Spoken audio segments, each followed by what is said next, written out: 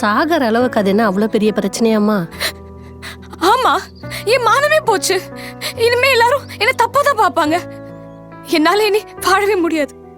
நீ தான் எந்த தப்பும் பண்ணலன்னு சொன்னியேம்மா. அப்புறம் எவன் எப்படி பார்த்தா நமக்கு என்ன கண்ணு? நான் இந்த தப்பு பண்ணலன்னு எனக்கு தெரியும். ஆனா எல்லாருக்கும் தெரியாதுல்ல. எல்லாருக்கும் சொல்லி புரிய வைக்க முடியாது. என்னால முடியல. இங்க யாருக்கு ராசாத்தி நீ புரிய வைக்கணும்? இங்க யாருமே நம்மள புரிஞ்சுக்கிறவங்க இல்ல. எனக்கு 50 வயசாயிருச்சு, பாதி கிழவி ஆயிட்டு. 2 நாளுக்கு முன்னாடி இந்த ஆஸ்பத்திரியிலேயே பெரிய டாக்டர் ஒரு கிழ நாய் அது என் பின்னாடி தட்டிச்சு. இத அங்கிருந்த ஒரு பேஷண்டோட அப்பனும் பார்த்தான். அவனும் ஒன்னும் கேட்கல, கண்டுக்கல.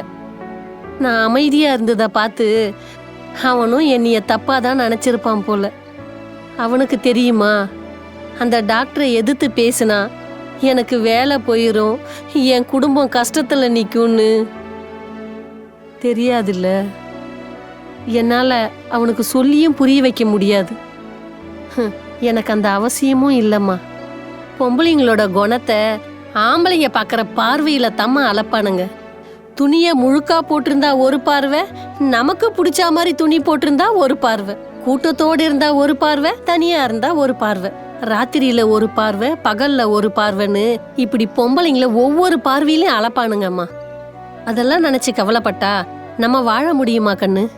எவன் எப்படி நினைச்சா நமக்கு என்ன? நான் உத்தமின்னு எனக்கும் என் புருஷனுக்கும் தெரியும். அது போதும் எனக்கு.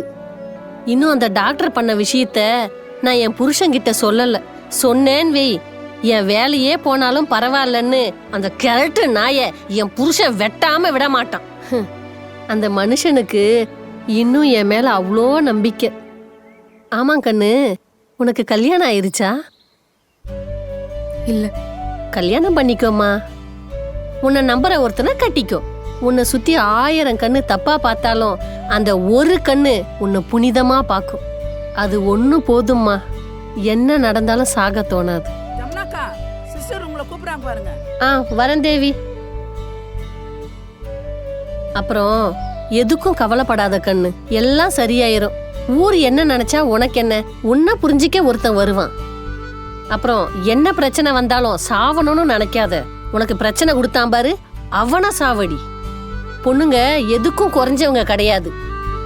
நான் வர்த்தா கண்ணு.